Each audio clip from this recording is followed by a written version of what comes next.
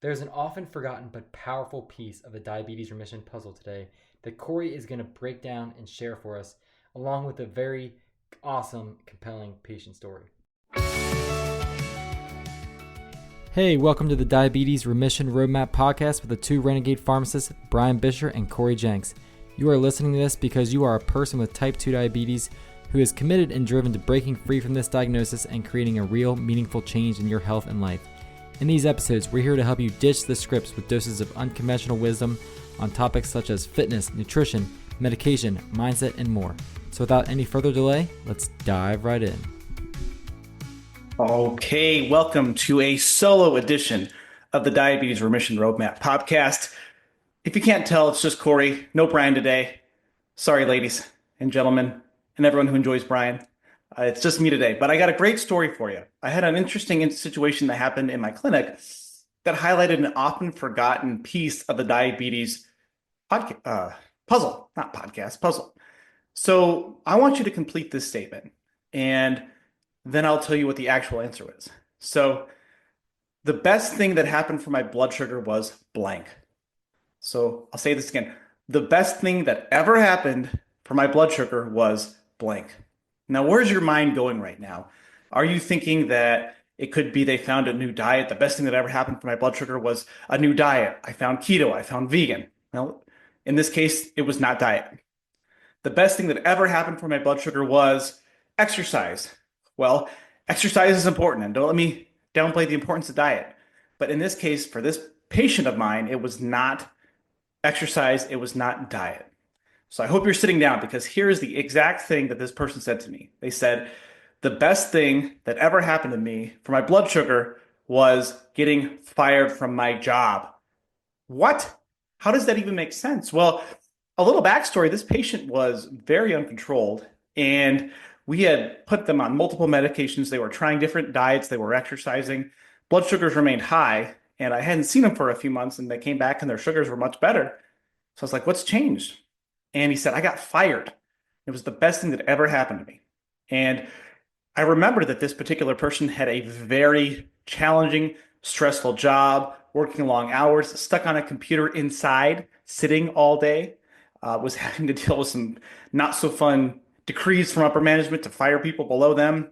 The lovely life of middle management, of course, right? So what this situation, what this patient highlights, is that the often forgotten piece of diabetes control is stress. And the truth is, stress can play a huge role in raising blood sugar. There is a process in our body when we get stressed that we release a hormone called cortisol, which tells our liver to pump out more sugar. Because long, long ago, if we were stressed, it wasn't because we had to fire Fred from accounting. It wasn't because we were on Facebook at 11 p.m. getting angry at our friends' political views or other views, but probably political, right? It wasn't because we had an IV drip of constant 24/7 terrible news to keep us on the edge of our seats and afraid of each other and angry at each other. No, the stress was we are going to get eaten, or we need to go eat and do something. So if we have to run away from a scary thing, our muscles need more sugar, more glucose to fire and do their jobs. So we will release more sugar to do the thing we need to do. Or we need to go kill something to eat because I'm hungry. So I need to go run after and hunt down this thing. So the stress response leading to higher sugar is a natural, appropriate response. However, it is ill-suited to our modern stress-laden environment where we have the opportunity to be stressed out in any way, in any shape or form, 24/7. And so for this patient, the job was a big source of stress, and he told me he got fired. He did eat better. Like, part of stress can be stress eating. So there is a diet component. Less stress, eating better, exercising more, and not stressed about his job because he found a different one where there's actual movement. There's not just the long hours, the sitting at a computer. He actually gets to move around what he's doing. He's having an opportunity to have some intellectual challenges and be creative, which he's really enjoying. So all of this to say that diabetes is a lot of diet and exercise, and you will hear Brian and I harp on the sort of misconceptions of poor advice and what we think is better advice. However, we can't forget the psychosocial component, and especially stress. Now, we certainly don't, there's no pill for stress. There's no magic thing to make stress go away. best we can do is manage it because stress shall come. Life shall throw things at us that are challenging. So, what are our favorite? Ironically, here we are. My favorite stress relievers are typically exercise, going for walks, classical music, or going for walks without any earbuds in, right? Even if we're listening to a podcast, unless it's ours, you could be getting stressful news. You could be getting stressful political talk, right? You could be listening to angry or sad music. So find some happy music, go for a walk, or just listen to nature. It's pretty incredible. I've been actually experimenting, crazy to say experimenting with earbud-free walks, and I come up with all kinds of ideas. It's really fun, actually. So if you're struggling with your blood sugar and you feel like you've dialed in everything with your diet and exercise and you are still struggling, don't forget about stress. Now, does that mean that I'm telling you to go quit your job today? You got to talk to your significant other before you do that. Do not blame me if you quit today.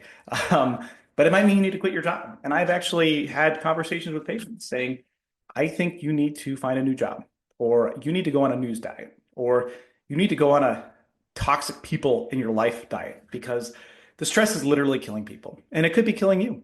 And there's some stresses we can control and some we cannot.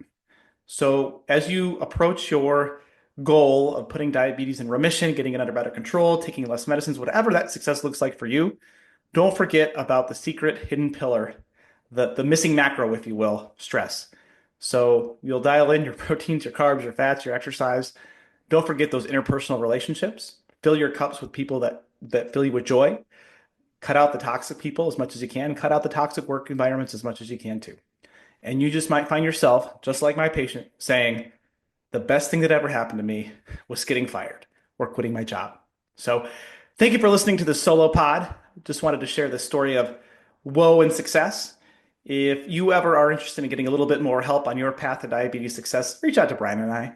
We love doing this. We love it so much that we'll get on a microphone by ourselves and talk to ourselves to record information and tips and help to help people regain their life back, regain their blood sugar back under control, whatever that road to remission might look like. So until next time, thank you for listening. Thanks for listening. Now go ahead and hit that subscribe button so you don't miss a single episode.